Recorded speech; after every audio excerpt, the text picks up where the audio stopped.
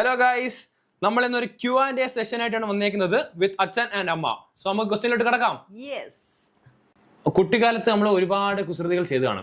അപ്പൊ അതില് അമ്മേനെ ഒരു കുസൃതി പറയാമോ? എൻ്റെ ഒരു കുസൃതി വെച്ചാൽ എൻ്റെ അച്ഛൻ ആ സമയത്ത് ഓട്ടോ ഓടിക്കുകയാണ്. അപ്പം അച്ഛൻ എല്ലാ ദിവസവും ഓട്ടോ ഓടിച്ചിട്ട് ഷർട്ട് ഊരിക്കൊണ്ടുവന്ന് കഥകിലിടും. അപ്പം നമുക്ക് വേണ്ടുന്ന പോക്കറ്റ് മണിയൊക്കെ നമ്മൾ അടിച്ചു മാറ്റുമായിരുന്നു കേട്ടോ. അച്ഛൻ്റെ പോക്കറ്റായിരുന്നു നമ്മുടെ അന്നത്തെ മിനി ബാഗ്. അപ്പം അച്ഛൻ നല്ല ഉറങ്ങുന്ന സമയത്ത് മെല്ലെ പോയിട്ട് അതിൽ നിന്ന് പൈസ ഇസ്കി മാറ്റിയിട്ട് സ്കൂളിന്റെ മുമ്പത്തെ കടയിൽ നിന്ന് പുളിമിഠായി മേടിക്കുക, ബോംബെ മിഠായി മേടിക്കുക, ഇത്യാദി നാരങ്ങ വെള്ളം, ഇതൊക്കെയാണ് അന്നത്തെ നമ്മുടെ ഹോബീസ്. എനിക്ക് ഓർമ്മയിലേക്ക് വരുന്നത് എന്റെ വലിയ ഗുരുത്തക്കട പൈസ ഇസ്കുക എന്നുള്ളതായിരുന്നു. ഓക്കെ, ഇനി അടുത്ത അച്ഛനാണ് സെയിം ക്വസ്റ്റ്യൻ തന്നെ. കൊച്ചിനുള്ള ചെയ്തിട്ടുള്ള കുസൃതി ഇല്ലേ? ശുദ്ധൻ നമ്മുടെ കുസൃതി എന്ന് പറഞ്ഞാൽ നമ്മൾ സ്കൂൾ വിട്ട് വീട്ടിൽ വന്ന ഉടനെ നമുക്കൊരു വലിയൊരു ടീമുണ്ടല്ലോ. അന്നേ കുട്ടിക്കാലത്തെ ഒരു ക്രിക്കറ്റ് ടീം. ഇവിടെ നേരെ ഒരു വിളപ്പുറമുണ്ട്. വിളപ്പുറം ഒരുപാട് തെങ്ങിൻ തോപ്പാട്ടോ. നമ്മൾ സ്കൂൾ വിട്ട് വന്നു കഴിഞ്ഞാൽ ഈ ഏരിയയിൽ പിന്നെ അടുത്ത 2-3 മണിക്കൂർ നമ്മളിവിടെ കാണത്തില്ല. അമ്മ ഇവിടെ 4 വർഷം വിളിച്ചുകൊണ്ട് കിടക്കുക എവിടെയാണ്, പക്ഷെ കിട്ടത്തില്ല. ക്രിക്കറ്റ് കളി അതൊരു ഹോബിയായിരുന്നു കേട്ടോ. അതാണ് നമ്മുടെ ഏറ്റവും വലിയൊരു ഒരു നൊസ്റ്റാൾജിയ എന്ന് പറയുന്നത്. കുരുത്തക്കേടാണ് ചോദിച്ചത്. കുരുത്തക്കേട് എന്ന് പറയുമ്പോഴത്തേക്ക് ക്രിക്കറ്റ് കളിയിലുള്ള കുരുത്തക്കേട് തന്നെയാണല്ലോ. പന്ത് കാണാതെ പോവുക, വീട്ടിൽ നിന്ന് പൈസ അറിയാതെ തന്നെ 10 പൈസ 20 പൈസ എവിടുന്നെങ്കിലൊക്കെ റെഡിയായി കൊണ്ടുപോയിട്ട് പന്ത് മേടിച്ചുകൊണ്ട് വരിക, ഇതൊക്കെ തന്നെയായിരുന്നു അവിടുത്തെ കുട്ടിക്കാലത്തെ കുസൃതികൾ. രണ്ടാമത്തെ ക്വസ്റ്റ്യൻ എന്ന് പറയുന്നത്, നിങ്ങൾ രണ്ടുപേരും ഒരുമിച്ച് കണ്ടുമുട്ടിയ സ്ഥലം എന്ന് അതെല്ലാം. സ്ഥലം, സന്ദർഭം. ഓക്കെ, ഞാൻ പറയാം. ഫസ്റ്റ് ക്വസ്റ്റ്യൻ, അതായത് നമ്മൾ കണ്ടുമുട്ടിയെന്ന് വെച്ച് കഴിഞ്ഞാല് ഞാന് ഡിഗ്രിക്ക് പഠിച്ചുകൊണ്ടിരിക്കുകയാണ്. അപ്പൊ ഡിഗ്രി ഫൈനൽ ഇയർ ആണ്. അപ്പോൾ ഞാൻ അത്യാവശ്യം ഭയങ്കര പഠിപ്പിച്ചിട്ടൊന്നും അല്ല, അത്യാവശ്യം കുഴപ്പമില്ല, അതൊക്കെ പഠിക്കും. അപ്പോൾ അമ്മയുടെ ആഗ്രഹം അപ്പൊ ഞാൻ BSc കെമിസ്ട്രിയാണ്, MSc പഠിപ്പിക്കണം, B.Ed എടുക്കണം, അങ്ങനെയൊക്കെ ഒത്തിരി സങ്കല്പങ്ങളുമായിട്ട് മുന്നോട്ട് പോകുമ്പോഴാണ് ഒരു ദിവസം എൻ്റെ അമ്മയ്ക്ക് വലിയൊരു ഹെൽത്ത് ഇഷ്യൂ ആണെന്ന് അറിയുന്നത്. അപ്പോൾ അമ്മയ്ക്ക് പെട്ടെന്ന് മകളെ കല്യാണം കഴിപ്പിച്ച് അയക്കണം എന്നുള്ള ഒരു ചിന്ത വരികയാണ്. കാര്യം അമ്മയ്ക്ക് ഇനി അധികം ദിവസം ഇല്ല, അന്ന് വിരലെണ്ണാവുന്ന ദിവസം മാത്രമേ ഉള്ളൂ എന്നാണ് ഡോക്ടേഴ്സ് വിധി എഴുതിയിട്ടുള്ളത്. അപ്പോൾ അതുകൊണ്ട് തന്നെ അമ്മയ്ക്ക് പെട്ടെന്ന് കല്യാണം കാണണമെന്ന് പറഞ്ഞു. അപ്പോൾ എന്നെ സംബന്ധിച്ചിടത്തോളം നമ്മൾ പഠിച്ചുകൊണ്ടിരിക്കുക കല്യാണത്തിനെ കുറിച്ച്, അങ്ങനെ നമ്മൾ ചിന്തിക്കാത്തൊരു സമയമാണ്. പെട്ടെന്ന് ഇങ്ങനെ അമ്മ ഞാൻ കല്യാണം വേണ്ടെന്ന് പറഞ്ഞപ്പോൾ അമ്മ ഒരുപാട് കരയൊക്കെ ചെയ്തു. എൻ്റെ കാലം കഴിഞ്ഞ് കഴിഞ്ഞാൽ പിന്നെ നിന്നെ ആര് നോക്കും, എനിക്ക് അതിനു മുമ്പേ കല്യാണം കാണണമെന്നൊക്കെ പറഞ്ഞു. ഓക്കെ, ഞാൻ അമ്മയ്ക്ക് വേണ്ടിയിട്ട് ഞാനത് സമ്മതിച്ചു. അങ്ങനെ ആദ്യത്തെ പെണ്ണ് കാണൽ നടന്നു. പെണ്ണ് കാണലിൽ വന്നു. എൻ്റെ അടുത്ത് ചോദിച്ചു പയ്യനെ ഇഷ്ടപ്പെട്ടോ? ഞാൻ പറഞ്ഞു ഇഷ്ടപ്പെട്ടില്ല. ഓക്കെ, രണ്ടാമത്തെ പെണ്ണ് കാണൽ നടന്നു. ഇഷ്ടപ്പെട്ടോ എന്ന് ചോദിച്ചു. അപ്പം ഞാൻ എന്തോ റീസൺ പറഞ്ഞു ഒഴിഞ്ഞു. അപ്പം എൻ്റെ പലരും ബന്ധുക്കൾ പറഞ്ഞെനിക്ക് ഓർമ്മയുണ്ട്, നീ കാത്തിരി, നിനക്ക് രാജകുമാരൻ പല്ലക്ക് കയറി വരും, നിനക്ക് അമ്മ ഇങ്ങനെ കിടക്കുന്നു, ആരെങ്കിലും കിട്ടി എങ്ങനെയെങ്കിലും നീ കല്യാണം കഴിച്ച് പോകാൻ നോക്കാതെ ഇരുന്നു എന്നൊക്കെ പറഞ്ഞ് വീട്ടിൽ ഭയങ്കര പ്രഷറൈസ് ചെയ്യാൻ തുടങ്ങി. അവസാനം അമ്മ എൻ്റെ അടുത്ത് കരഞ്ഞിട്ട് പറഞ്ഞു, നീ ഇത് സമ്മതിക്കണം, നിനക്ക് എന്താ പറയുക, ഇപ്പം നമ്മുടെ സാഹചര്യം ഇങ്ങനെയാണ് എന്ന് പറഞ്ഞു. ഞാൻ പറഞ്ഞു ഓക്കെ, ഞാൻ തീരുമാനിച്ചു, നീ ആര് വന്നാലും ഞാൻ രസം പറയാം. അങ്ങനെ ചേട്ടൻ വന്നു. അപ്പം ചേട്ടൻ വന്ന് കണ്ടിട്ട് പോയിട്ട് എൻ്റെ മാമനും കൂടെ എൻ്റെ അടുത്ത് വന്നിട്ട് ചോദിച്ചു നിനക്ക് ഇഷ്ടപ്പെട്ടു? ഞാൻ പറഞ്ഞു ഇഷ്ടപ്പെട്ടു എന്ന് പറഞ്ഞു. അങ്ങനെയാണ് കല്യാണത്തിലേക്ക്, അങ്ങനെയാണ് ഫസ്റ്റ് കാണുന്നത്. കല്യാണം അങ്ങനെ നമുക്കറിയില്ല, ആദ്യമായിട്ട് കാണുന്ന ഒരു വ്യക്തി, നമ്മൾ സംസാരിച്ചിട്ടില്ല, അറിഞ്ഞിട്ടില്ല, എന്താണ്, നമ്മളൊരു ട്രയൽ ആൻഡ് എറർ ചെയ്തു വെക്കാം. പക്ഷേ ഞാനിപ്പം ഇവിടെ ഇരുന്നിട്ട് പറയാണ്, കല്യാണം കഴിഞ്ഞിട്ടിപ്പോൾ 22ാമത്തെ വർഷം. am I right? Yes, 22ാമത്തെ വർഷം. എനിക്ക് വർഷങ്ങളൊന്നും ഇങ്ങനെ കറക്റ്റ് ഓർമ്മ വയ്ക്കത്തില്ല കേട്ടോ, അങ്ങനത്തെ ഒരു പ്രശ്നം എനിക്ക് ഉണ്ടാകുന്നതുകൊണ്ടാണ് ഞാൻ ഈ വർഷം ചോദിക്കുന്നത്, അല്ല അറിഞ്ഞിട്ടില്ല.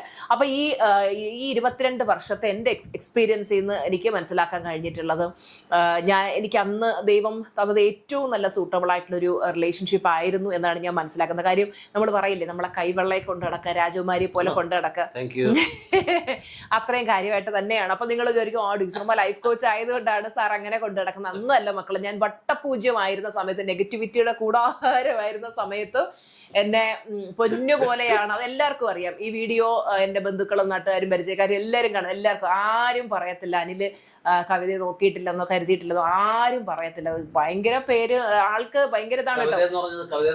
എന്റെ വീട്ടിൽ വിളിക്കുന്ന പേര് കവിത എന്നാണ് കേട്ടോ. ചേട്ടനെ പറ്റി ഒരാൾക്ക് ഒരു ബാഡ് ഇമേജും എനിക്ക് ചില സമയത്ത് അസൂയ തോന്നിട്ട് ഈ മനുഷ്യനെ പറ്റി ആരെങ്കിലും 10 കുറ്റം പറഞ്ഞെങ്കിലും ഒരു മനുഷ്യർക്കും പറയാൻ പറ്റില്ല. പോയത് കന്നി 5 എന്ന് പറയുന്നില്ലേ, അതായത് കന്നി 5 ശ്രീനാരായണ സമാധി ദിവസമാണ്.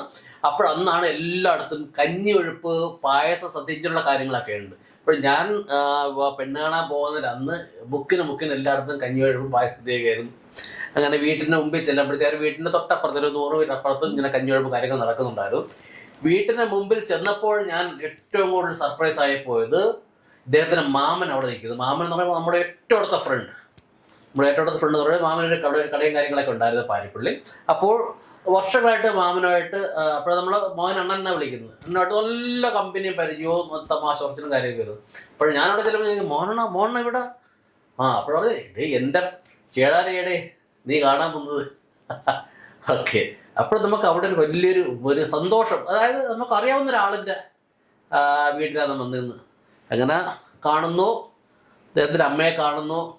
അപ്പൊ എന്റെ അമ്മയായിട്ട് എനിക്ക് അല്ല ഒരു കാര്യം പറഞ്ഞോട്ടെ, അമ്മയുടെ അപ്പോഴത്തെ അവസ്ഥ എന്ന് പറഞ്ഞു കഴിഞ്ഞാല്, അതായത് അമ്മ ഏറ്റവും ലൈഫിന്റെ ഒരു എൻഡ് അവസ്ഥയിലാണ്. അപ്പം ശരീരത്തിൽ സത്യം പറയാൻ ഡ്രസ്സ് പോലും ഇടാൻ പറ്റാത്ത അത്രയും വെപ്രാളവും പരവേശവും, ഫുഡ് കഴിക്കാൻ പറ്റുന്നില്ല, വല്ലാത്തൊരു അവസ്ഥയിലൂടെ അമ്മ കടന്നു പോയിക്കൊണ്ടിരിക്കുകയാണ്. അപ്പൊ ആ അവസ്ഥയിൽ ചേട്ടൻ ചെന്ന് അമ്മയെ കാണുന്നു. അമ്മ എന്തോ കാര്യം പറഞ്ഞിട്ടുണ്ട്. ചേട്ടൻ അത് ഇന്നും എന്നോട് പറഞ്ഞിട്ടില്ല. അമ്മയ്ക്ക് കൊടുത്തൊരു വാക്കാണ് എന്നെ കണ്ണ് നനയിക്കരുത് എന്നുള്ളത്. ഇന്നും എന്താ പറയുക, അത്രയും കാര്യമായിട്ട് കൊണ്ട് നടക്കുന്നതിന് വലിയ എന്തോ സീക്രട്ട് ഉണ്ട്. അത് പറഞ്ഞു, എന്താ അമ്മ പറഞ്ഞത്? അമ്മ ഒരുപാട് കാര്യങ്ങൾ അപ്പോൾ കുറച്ചു നേരം ഞാനും അമ്മയായിട്ടിരുന്ന് സംസാരിച്ച് എൻ്റെ മകളെ നല്ല രീതിയിൽ നോയിക്കോടണേന്ന് പറഞ്ഞു. അങ്ങനെ ഒരുപാട് കാര്യങ്ങൾ പറഞ്ഞു. പിന്നെ ഞാൻ വാക്ക് കൊടുത്തിട്ട് അമ്മയ്ക്ക്, അമ്മ ഒന്നുകൊണ്ട് വിഷമിക്കേണ്ട, ഞാൻ എന്നും ഉണ്ടാവും, അമ്മയുടെ മകളുടെ കൂടെ എപ്പോഴും ഉണ്ടാവുമെന്ന് ഒരു വാക്ക് കൊടുത്തിരുന്നു. കേട്ടോ, യാതൊരു ആവശ്യമില്ല, എപ്പോഴും ഉണ്ടാവുന്നുള്ള യാതൊരു ആവശ്യമില്ല. അങ്ങനെ വാക്ക് കൊടുത്തു. അതിനുശേഷം ഇവിടുന്ന് കുറച്ച് പിന്നെ അല്ലെ ആണുങ്ങള് കല്യാണം ഉറപ്പിക്കാനായിട്ട് വരും എന്ന് പറഞ്ഞതിന്റെ തലേന്ന് രാത്രി അമ്മ മരണപ്പെടുകയാണ്. അപ്പൊ പലരും പിന്നെ എന്താ പറയാ, ഒരു പിന്നെ അമ്മയില്ലാത്ത വീടാണ്, നമുക്ക് അവിടെ പോയി ബന്ധം വേണോ എന്നൊക്കെ ചോദിച്ച് പലരും ചേട്ടനോട് പറഞ്ഞെങ്കിലും അപ്പം ചേട്ടൻ പറഞ്ഞു, ഞാൻ അവളുടെ അമ്മയ്ക്ക് ലാസ്റ്റ് എന്നെയാണ് മരുമകനായിട്ട് കണ്ടിട്ട് പോയത്, ഞാൻ എന്തായാലും ഇതിന് പിന്മാറില്ല എന്ന് പറഞ്ഞ് പുള്ളി അതിൽ ഉറച്ചു നിൽക്കായിരുന്നു അല്ലെ. അങ്ങനെ ആരും ഒരാളങ്ങനെ പറഞ്ഞു ചോദിച്ചാൽ അങ്ങനെ പറഞ്ഞ് നമ്മൾ അങ്ങനെയൊന്നും മാറത്തില്ല. ഏറെ കൊടുത്ത വാക്കാണ്, ആ വാക്ക് മാത്രമേ എനിക്ക് ഇഷ്ടപ്പെട്ട ബന്ധമാണ്. അവിടെ ഫൈനലൈസ് അന്ന് തന്നെ ഫൈനലൈസ് ചെയ്ത് വന്നായിരുന്നല്ലോ. പിന്നെ അവിടെ നിന്ന് പിന്മാറ്റമില്ലല്ലോ, പിന്നൊരു മടക്കമില്ലല്ലോ ഉണ്ണി. ഓക്കെ, ഇനി അടുത്ത ക്വസ്റ്റ്യൻ. അപ്പൊ അടുത്ത ചോദ്യം എന്ന് പറയുന്നത് വളരെ എന്താ പറയുന്ന കറക്റ്റ് ആയിട്ട് പറയണം. ഇന്നസെന്റ് ആയിട്ടുള്ള ചോദ്യമാണ്. എന്നെയാണ് ഏറ്റവും കൂടുതൽ ഇഷ്ടം, അമലുവിനാണ് ഇഷ്ടം? ഓക്കെ, എന്റെ ക്വസ്റ്റ്യൻ തിരിച്ച്, നിനക്ക് 2 കണ്ണുണ്ട്, നിനക്ക് വലത് കണ്ണാണോ ഇഷ്ടം, ഇടത് കണ്ണാണോ ഇഷ്ടം? എന്താണ് ഉത്തരം? അമ്മയാണോ ഇഷ്ടം, അച്ഛനെയാണോ? അത് രണ്ടും വേണം. അത്രേ ഉള്ളു മക്കളെ. നമുക്ക് എല്ലാവരോടും ഞാൻ പറയാണ്, അതായത് 2 മക്കളുള്ളപ്പോ ചിലപ്പം മൂത്ത കുട്ടി പറയും അമ്മയ്ക്ക് മൂത്ത, അല്ലെങ്കിൽ ഇളയ മോൻ പറയാം അമ്മയ്ക്ക് മൂത്ത മോൻ്റെ കൂടെ ഇഷ്ടം, മൂത്ത മോൻ പറയാം അമ്മയ്ക്ക് ഇളയ മോൻ്റെ. ഒരിക്കലും അങ്ങനൊന്നുമില്ല. അമ്മമാരെന്ന് പറഞ്ഞു കഴിഞ്ഞാല് എല്ലാ മക്കളോടും ഒരുപോലെ ആയിരിക്കും സ്നേഹം. പിന്നെ ചില മക്കള് ചിലപ്പം ഭയങ്കര അവരോട് ഫ്രണ്ട്ലി ആയിട്ട് നിൽക്കുന്നതുകൊണ്ട് ചിലപ്പോൾ അവരോട് കുറച്ച് സഹവസിക്കുന്നത് കൂടുതലായിരിക്കും, അല്ല അവരോട് സ്നേഹം കാണിക്കുന്നത് കൂടുതലായിരിക്കും എന്ന് വിചാരിച്ച് മനസ്സിൽ എപ്പോഴും എന്താ പറയാ, 2 മക്കളോടും എപ്പോഴും, എത്ര മക്കളുണ്ടോ അവരോടെല്ലാം അമ്മമാർക്ക് സ്നേഹം ഒരുപോലെ ആയിരിക്കും. അടുത്ത ചോദ്യം എന്ന് പറയുന്നത്, എന്റെ പ്രായത്തിൽ അമ്മ എന്താവാനാണ് ആഗ്രഹിച്ചിരുന്നത്? സത്യം പറഞ്ഞ എനിക്ക് എയർ ഹോസ്റ്റസ് ആവാൻ ഭയങ്കര ഇഷ്ടമായിരുന്നു. എയർപോർട്ടിൽ പോകുമ്പോഴത്തെ എയർ ഹോസ്റ്റസ് നല്ല ക്യൂട്ടായിട്ട് ആ പെട്ടിയൊക്കെ പിടിച്ചോണ്ട് ഇങ്ങനെ ഹീലുള്ള ചെരുപ്പൊക്കെ ഇട്ട് ടക്ക് ടക്ക് പോകുന്നത് കാണുമ്പോൾ എനിക്ക് ഭയങ്കര ഇഷ്ടമായിരുന്നു എയർ ഹോസ്റ്റസ് ആകാനായിട്ട്. അങ്ങനെ ഞാൻ എൻ്റെ അമ്മയെടുത്ത് ഈ ആഗ്രഹം പറയുകയും, നമുക്ക് ഡൽഹിയിലുള്ളൊരു ബന്ധുവുണ്ട്, പുള്ളിയെടുത്ത് വിളിച്ചിട്ട് ഇതിനെപ്പറ്റി അന്വേഷിക്കാനൊക്കെ പറഞ്ഞപ്പോൾ പുള്ളി പറഞ്ഞു, ചേച്ചി ഒരു കാരണവശാലും വിടല്ലേ, പെൺകുട്ടികൾ പിന്നെ വീട് വിട്ടൊക്കെ പോകേണ്ടതാണ്, അങ്ങനെ ആയിപ്പോ ഇങ്ങനെ ആയിപ്പോ എന്നൊക്കെ പറഞ്ഞ് കുറേ പേടിപ്പിച്ചു. അതോടെ എൻ്റെ എയർ ഹോസ്റ്റസ് മോഹം വെള്ളത്തിലായി മക്കളെ. അതോടെ അമ്മ പറഞ്ഞു, വേണ്ട, ഇവിടെ ഒന്നും വല്ല കോഴ്സും പഠിച്ചാൽ മതി, നീ എയർ ഹോസ്റ്റസ് ആവണ്ട എന്ന് പറഞ്ഞു. അങ്ങനെ എനിക്ക് എയർ ഹോസ്റ്റസ് ആവാൻ പറ്റിയില്ല. അച്ഛനോ? നമുക്ക് കുട്ടിക്കാലത്ത് പറയത്തില്ലേ, ഒരു ലോറി പോയാൽ ലോറി ഡ്രൈവർ ആവാൻ ആഗ്രഹം, ആനപ്പാപ്പാനെ കാണുമ്പോ വെള്ളി മുങ്ങയ്ക്കത് പറയുന്ന കണക്ക് കല്യാണത്തിന്. പക്ഷെ ഒരു അധ്യാപകരാകണമെന്ന് എനിക്കൊരു ആശയം ഉണ്ടായിരുന്നു. അധ്യാപകനാകാൻ പറ്റില്ലല്ലോ, ഭാര്യ അധ്യാപിക. സത്യമുണ്ട്, അങ്ങനെ ആഗ്രഹം ഉണ്ടായിരുന്നു. പക്ഷേ ആ ആഗ്രഹം എന്നെ കൊണ്ട് എത്തിച്ചത് ഒരു മിലിറ്ററി ഉദ്യോഗസ്ഥനാവാനുള്ള ഒരു ദൗത്യത്തിലേക്ക്. എനിക്ക് ആർമിയിൽ സെലക്ഷൻ കിട്ടുന്ന തന്നെ, സെലക്ഷൻ കിട്ടി ഒരാഴ്ച കഴിഞ്ഞപ്പോഴത്തേക്ക് എനിക്ക് കേരള പോലീസിലേക്കുള്ള ഫിസിക്കൽ PSC വഴി. PSC വഴി അതിനുള്ള ലെറ്റർ വന്നിരുന്നു കേട്ടോ, ഫിസിക്കൽ ടെസ്റ്റ് ചെല്ലാനായിട്ട്. പക്ഷെ വീട്ടിൽ നിന്ന് ആരും അറിയിച്ചില്ല, പട്ടാളം കളഞ്ഞിട്ട് വരുമെന്ന് വിചാരിച്ചിട്ട് പോലീസിൽ കയറാനായിട്ട്. Okay, army is a best job, യാതൊരു അംശമില്ല കാര്യം. ഓക്കെ, അടുത്ത ചോദ്യം എന്ന് പറയുന്നത് എപ്പോഴും ഹാപ്പി ആയിട്ടിരിക്കാനുള്ള ഒരു സീക്രട്ട് എന്തായിരിക്കും?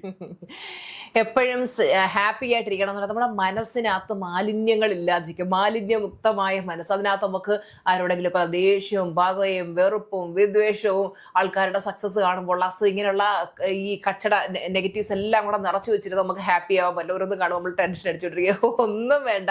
നമ്മുടെ മനഃശക്തി കൊണ്ട് നമുക്ക് എല്ലാം നേടിയെടുക്കാൻ പറ്റുമെങ്കിൽ ആർക്ക് എന്തുണ്ടായാലും നമുക്കെന്ത്, നമ്മൾക്ക് ഇപ്പൊ എന്തൊക്കെയുണ്ടോ അതിന് നന്ദി പറഞ്ഞുകൊണ്ട് എപ്പോഴും നമുക്ക് ഉള്ളതിലേക്ക് നോക്കി ജീവിച്ചു കഴിഞ്ഞാൽ എപ്പോഴും നല്ല ഹാപ്പി ആയിട്ടിരിക്കാൻ പറ്റും. അച്ഛനോ? സത്യമായിട്ടുള്ള കാര്യം തന്നെയാണ് അത്. നമുക്ക് ഹാപ്പി അല്ലായിരിക്കും എപ്പോഴാണ് ടെൻഷൻ കൂടുമ്പോഴാണ് ഹാപ്പി അല്ലായിരിക്കും. ടെൻഷൻ എന്തിനാ? അനാവശ്യ കാര്യങ്ങൾ ഓർത്ത് നമ്മൾ അടിക്കും, ടെൻഷൻ അടിക്കും. മനസ്സിലായില്ലേ? നമ്മൾ ആവശ്യമുള്ള കാര്യത്തെ കുറിച്ച് മാത്രമേ ചിന്തിക്കാവൂ. മനസ്സിലായില്ലേ? ആവശ്യമുള്ള കാര്യത്തെക്കുറിച്ച് മാത്രം ചിന്തിക്കുക, പോസിറ്റീവായിട്ടിരിക്കുക, ഹാപ്പി ആയിരിക്കും ഓട്ടോമാറ്റിക്കലി. ഓക്കെ ഓക്കെ ഓക്കെ അടുത്ത ചോദ്യം എന്ന് പറയുന്നത്, ഞാനൊരു അവസരം തരുമോ രണ്ടുപേർക്കും? നിങ്ങളുടെ ജീവിതത്തിൽ ഒരു കാര്യം നിങ്ങൾക്ക് ചേഞ്ച് ചെയ്യണമെന്നൊരു ആഗ്രഹം, അതെന്തായിരിക്കും? ചേഞ്ച് ചെയ്യണമെന്ന് ആഗ്രഹിക്കുന്നത്, ഇപ്പൊ ഞാൻ ആഗ്രഹിക്കുകയാണ്, എൻ്റെ മക്കൾ രണ്ടുപേരും ഇപ്പൊ ഇത്രയും വളർന്നു വലുതായി. അപ്പൊ നിങ്ങൾ കൊച്ചു പിള്ളേരായിരുന്നെങ്കിൽ എനിക്ക് അന്ന് മുതലേ ഞാൻ ആഗ്രഹിക്കുന്ന രീതിയിൽ എൻ്റെ മക്കളെ എനിക്ക് വളർത്തിയെടുക്കാൻ പറ്റിയിട്ടില്ല. ഒരു ഭയങ്കരമായിട്ട് സ്നേഹം തന്ന എനിക്ക് പലപ്പോഴും തോന്നിയിട്ട് ഞാൻ ഒരു നല്ല അമ്മയായിരുന്നില്ല എന്ന്. അപ്പോൾ അന്നേ ഇതുപോലുള്ള അറിവൊക്കെ ഉണ്ടായിരുന്നെങ്കിൽ നല്ല രീതിയിൽ എനിക്ക് കുറേ കൂടെ നല്ല രീതിയിൽ എനിക്ക് വളർത്തിയെടുക്കാൻ പറ്റുമായിരുന്നു. അപ്പോൾ നിങ്ങൾ കുഞ്ഞായിരുന്നെങ്കിൽ നിങ്ങളെ വീണ്ടും അതുപോലെ പാമ്പർ ചെയ്ത് ഞാൻ ആഗ്രഹിച്ച രീതിയിൽ ഒരു ഐഡിയൽ മദറായിട്ട് എനിക്ക് വളർത്തിയെടുക്കാൻ പറ്റിയെങ്കിൽ എന്ന് പലപ്പോഴും ഞാൻ ചിന്തിക്കാറുണ്ട് കേട്ടോ. അച്ഛനോ? എനിക്ക് പ്രത്യേകിച്ച് അങ്ങനെയൊന്നുമില്ല. എനിക്ക് എവിടെയായാലും ഞാൻ സന്തോഷവാനാണ് കേട്ടോ. ഇപ്പം അതായിരുന്നെങ്കിലോ അങ്ങനെ ആയിരുന്നെങ്കിലോ എന്നുള്ള യാതൊരു ചിന്തയില്ല. അക്സെപ്റ്റ് ചെയ്യൂല്ലേ? എല്ലാ കാര്യത്തിലും ഞാൻ അക്സെപ്റ്റ് ചെയ്യും, എങ്ങനെയാണോ എവിടെയാണോ. അതാണ്. ഇപ്പൊ അവസാനമായിട്ടൊരു ചോദ്യം ചോദിക്കുകയാണ്, എല്ലാവർക്കും വേണ്ടിയിട്ടുള്ളതാണ്. ഇപ്പം ലൈഫ് എക്സ്പീരിയൻസ് ഷെയർ ചെയ്യാൻ പറ്റുമോ? ഇത്രയും വർഷത്തെ എക്സ്പീരിയൻസ് കാര്യങ്ങളുള്ളതല്ലേ നിങ്ങൾ. അപ്പോൾ ഒരു ലൈഫ് എക്സ്പീരിയൻസ് ടീനേജേഴ്സിനായാലും ഇനി വരുന്ന തലമുറയ്ക്കായാലും ഒരു ലൈഫ് എക്സ്പീരിയൻസ് ഷെയർ ചെയ്യാൻ പറ്റുമോ രണ്ടുപേരും? തീർച്ചയായിട്ടും ലൈഫ് എക്സ്പീരിയൻസ് ഷെയർ ചെയ്യാന്ന് പറഞ്ഞാൽ എൻ്റെ 42 വർഷം കൊണ്ട് ഞാൻ നേടിയിട്ടുള്ള, ഞാൻ മനസ്സിലാക്കിയൊരു വിസ്ഡമാണ് ഞാൻ പറയുന്നത്. നമ്മളെപ്പോഴും മനസ്സുകൊണ്ട് ശുദ്ധരായിരിക്കുക, നല്ല മനുഷ്യരായിരിക്കുക. അത് എല്ലാവരും പറയും, ഓ ഈ നല്ല മനുഷ്യരെയാണ് ആൾക്കാർ പറ്റിക്കുന്നത്, അല്ല നല്ലവർക്ക് ഒരിക്കലും നല്ല കാലം ഉണ്ടാവില്ല എന്നൊക്കെ പറയാം. അങ്ങനെ ഒന്നുമല്ല. അനുഭവത്തിൽ നിന്ന് ഞാൻ പറയാം, ചിലപ്പോൾ നിങ്ങൾ ഇപ്പം കടന്നു പോകുന്ന അവസ്ഥകൾ ഭയങ്കര മോശമായിരിക്കും, ആൾക്കാർ നിങ്ങളെ ടോർച്ചർ ചെയ്യുന്നുണ്ടാവും, വേദനയിലൂടെ വിഷമങ്ങളിലൂടെ ഒക്കെ കടന്നു പോകുന്നുണ്ടാവും. പക്ഷേ നിങ്ങളുടെ മനസ്സ് ശുദ്ധമാണെങ്കിൽ, നിങ്ങളുടെ മനസ്സിൽ നന്മയുണ്ടെങ്കിൽ, എല്ലാവർക്കും നന്മ വരണം, എപ്പോഴും നല്ലൊരു പോസിറ്റീവ് ആറ്റിറ്റ്യൂഡുള്ള ഒരു വ്യക്തിയാണെങ്കിൽ ഇന്നല്ലെങ്കിൽ നാളെ തീർച്ചയായിട്ടും നിങ്ങൾ ജീവിതത്തിൽ വിജയിക്കുന്നുള്ള കാര്യത്തിൽ യാതൊരു സംശയമില്ല. കാര്യം ഞാൻ എൻ്റെ ലൈഫിൽ വളരെ എന്താ പറയുക, ഒരു ശുദ്ധ മനസ്സുള്ള വ്യക്തി, അത് എന്നെ അടുത്തറിയാവുന്ന എല്ലാവർക്കും അറിയാവുന്ന ഒരു കാര്യമാണ്. അപ്പോൾ അങ്ങനത്തെ ഒരു നേച്ചർ ഉണ്ടായിരുന്നു എനിക്ക്. ഒരുപാട് ടോർച്ചറുകൾ, മെന്റൽ ടോർച്ചറുകൾ എനിക്ക് പല സാഹചര്യങ്ങളിൽ നിന്ന് ഉണ്ടായിട്ടുണ്ട്. അപ്പോൾ പലരും ദ്രോഹിച്ചിട്ടുണ്ട്. അന്നൊക്കെ ജീവിതം പോലും മതിയാക്കിയാലോ എന്ന് ഞാൻ ചിന്തിച്ചിട്ടുണ്ട്. പക്ഷെ അന്നൊന്നും ജീവിതം മതിയാക്കാതെ പിടിച്ചു നിന്നതുകൊണ്ടാണ് ഇന്ന് എനിക്ക് ജീവിതത്തിൽ ഇത്രയും ഉയരാനായിട്ട് പറ്റിയത്. അപ്പോൾ നമുക്ക് നമ്മുടെ മനസ്സിന് ശുദ്ധതയുണ്ടെങ്കിൽ, മനസ്സിന് നന്മയുണ്ടെങ്കിൽ, നമ്മൾ സത്യസന്ധമായിട്ട് നന്മയിൽ ജീവിക്കുകയാണെങ്കിൽ എന്നും ഉയർച്ച തന്നെ ഉണ്ടാവും. അപ്പോൾ എല്ലാവരോടും എനിക്ക് പറയാനുള്ളത്, ജീവിതത്തിൽ വിജയിക്കാനായിട്ട് പലരും വിചാരിക്കും തട്ടിപ്പും വെട്ടിപ്പും കള്ളവും കാപട്യവും ഒക്കെ നടത്തി അങ്ങനെ അങ്ങ് സക്സസ് നേടിക്കൂടെ. ഒരിക്കലുമല്ല. നമുക്ക് ദൈവത്തോട് ഗ്രാറ്റിറ്റ്യൂഡ് വേണം, ഗുരുവിനോട് ഗ്രാറ്റിറ്റ്യൂഡ് വേണം. ഞാൻ ഏറ്റവും കൂടുതൽ ഇമ്പോർട്ടൻസ് കൊടുക്കുന്ന ഒരു കാര്യമുണ്ട്, ഗുരുത്വം എന്ന് പറയുന്നത്. ഗുരുവിനോട് ഗ്രാറ്റിറ്റ്യൂഡ് വേണം, നമ്മളെ കൈപിടിച്ച് ഉയർത്തിയവരോട് നന്ദി വേണം. അങ്ങനെയുള്ള എല്ലാ വാല്യൂസ്, നന്മയിൽ ഊന്നിയുള്ള വാല്യൂസ് ഉണ്ടെങ്കിൽ ജീവിതത്തിൽ ഉറപ്പായിട്ടും വിജയിക്കും. ഒരു കണിയാൻ്റെ അടുത്ത് നമ്മൾ പോയി ചോദിക്കേണ്ട നമ്മൾ വിജയിക്കുമല്ലോ എന്നുള്ളത് 100% സക്സസ് ഗ്യാരണ്ടീഡ് ആണ്. ഓക്കെ, ഇനി അടുത്ത അച്ഛനോട് സെയിം ക്വസ്റ്റ്യൻ തന്നെ പറയൂ. Life experience. ഒരുപാട് എക്സ്പീരിയൻസ് ഉള്ളതല്ലേ? ഒരുപാട് എക്സ്പീരിയൻസ് ഉണ്ട്. ഞാൻ നമ്മുടെ കുട്ടിക്കാലം മുതലേ നമ്മൾ ഒരുപാട് ജോലിയൊക്കെ ചേർന്നു. ജോലി എന്ന് പറയുമ്പോഴേ നമ്മളൊരു ഏകദേശം ഒരു 14 വയസ്സുള്ളപ്പോഴേ നമ്മൾ ഒരുപാട് ജോലി, അതായത് നാട്ടു ജോലിക്കൊക്കെ പോകുമായിരുന്നു. ആ ജോലി ചെയ്തുകൊണ്ടിരിക്കുമ്പോൾ തന്നെയാണ് ഞാൻ പട്ടാളത്തിലേക്ക് പോകുന്നതും. ആ പട്ടാളത്തിൽ 26 വർഷം സർവീസ് ചെയ്ത് ഇന്ത്യയിലെ ഏകദേശം എല്ലാ സ്റ്റേറ്റും, ജമ്മു കാശ്മീർ മുതൽ കന്യാകുമാരി വരെയുള്ള സ്ഥലങ്ങളിൽ ഒരുപാട് എല്ലാ സ്ഥലങ്ങളും ഞാൻ സന്ദർശിച്ചിട്ടുണ്ട്. പിന്നെ പട്ടാളത്തിൽ നിന്ന് റിട്ടയർഡായി വന്നതിന് ശേഷം പുറത്ത് 4 രാജ്യത്ത് പോയി. അപ്പോൾ ഞാൻ ഈ സ്ഥലങ്ങളെല്ലാം കാണുമ്പോഴത്തേക്ക് ഒരു പുതിയ പുതിയ അനുഭവങ്ങളാണ് നമുക്ക് ഉണ്ടാവുന്നത്. അപ്പോൾ ഞാൻ ഈ പറഞ്ഞു വരുന്നത് നമ്മുടെ എല്ലാവരും നമ്മൾ വീട്ടിൽ തന്നെ ഒതുങ്ങിക്കൂടാൻ ആഗ്രഹിക്കുന്നതാണ് പല ആൾക്കാരും, മനസ്സിലായില്ലേ? അവരുടെ ജീവിതം വീട്ടിൽ തീർക്കുകയാണ്. പ്രത്യേകിച്ച് സ്ത്രീകളാണ് ഞാൻ പറയുന്നത്. അവര് വിവാഹം കഴിച്ച് പോകുന്നു, ഒരു വീട്ടിൽ ചെല്ലുന്നു, കുട്ടികളാകുന്നു, ആ കുടുംബം നോക്കുന്നു, അവരാ ഫുൾ ജീവിതം ആ വീട്ടിൽ തീർക്കുകയാണ്. അവിടുന്ന് 2 കിലോമീറ്റർ ജംഗ്ഷൻ വരെ പോയിട്ടുണ്ടോ എന്ന് സംശയമാണ്.